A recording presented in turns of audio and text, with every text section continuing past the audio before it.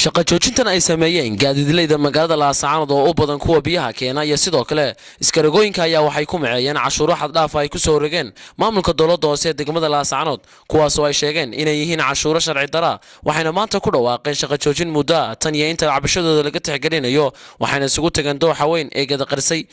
qaar ka mid ah mas'uuliyiinta gaadiidleyda oo TV-ga caalamiga ay kalsan la hadlayay ayaa sheegay cabashooyinkooda iyo waxay la xidhiidho anigoo ku hadlaya afka gaadiidka gobolka Sool anigoo ku hadlaya waxaanu meeshan u nimi Gadaqarsay toga Gadaqarsay waxaanu gaadiidka u keenay annagoo ah raggii gaadiidka lahaa waxaanu u keenay lacag aanu qaadan weynay baa la yiri bixiya dadkiina abaaraha haya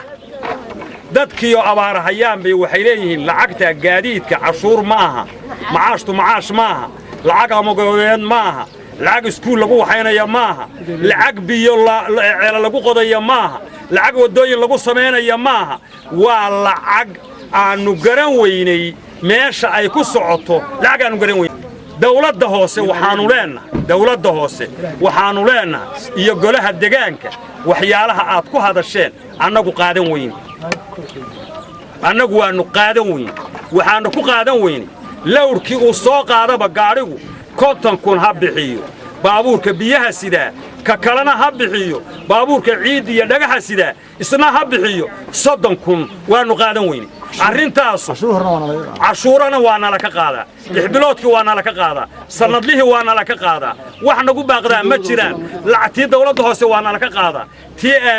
hadii alla qadarkeed mid walba waana la ka qaadaa lacagtaana la yiri bixiya ayaanu garaysan laanahay wayna loo ka soo jawaabaa baabuurtaasuna dhaqaaqi mayso anigoo ku hadlaya afka gaadiidley ilaa bajaash ilaa candamayle intay u yari candamaylena u weyn yahay bajaashtan u yar yahay baabuurta halkaas aan isugu keenayna ilaana loo ka soo jawaabo dhaqaaqi mayno waxaanu ka cabanaynaa cashuurta bilaajahada ee aan gobolada Soomaaliland laga qaadin sida Hargeysa Burco Berbera Boorame midna lagama qaado annaguna taasaanu ka cabanaynaa laakiin waxaanu garan weynay qolada dawladda hoose waxay aday dakhli soo gali waayay waxay fahmi weyday meesha ay kabista ku lahayd waxay ku lahayd wasiirka arrimaha gudaha bay kabis ku lahayd kabistii haday garan weyday meesha u doonan lahayd gaadiidleyda ka raadin mayso waana ka khaldan yahay lambarkaasi magar waxa weeye waxaanu kala sheegaynaa waxaanu fahmi weynay inay leeyihiin maamulku waa caareeyay aynu khaatimo aada oo halka gaadiidleyda laga galo baanu u fahanay annagu iyadoo ay sidaa tahay waxaanu leenahay maamulka Soomaaliland waa inuu wax ka qabtaa nimanka dawladda hoose ee aan bilaajado aan garanayn shaqadoodii waxaanu maleeyaa waa niman dhalinyaro oo shaqadoodii bay fahmi waayeen waxaanu doonaynaa in wax laga qabto oo maamulka Soomaaliland si degdeg ah wax uga qabto iska rogo dhaqaaqaysa iyo bood dhaqaaqaysa midna ma jiro sidaas ay u taagnaanayaan ilaa iyo haddaan nahay reer baadiyaha dooyadii noo dhaami jiray oo abaaran haystaan oo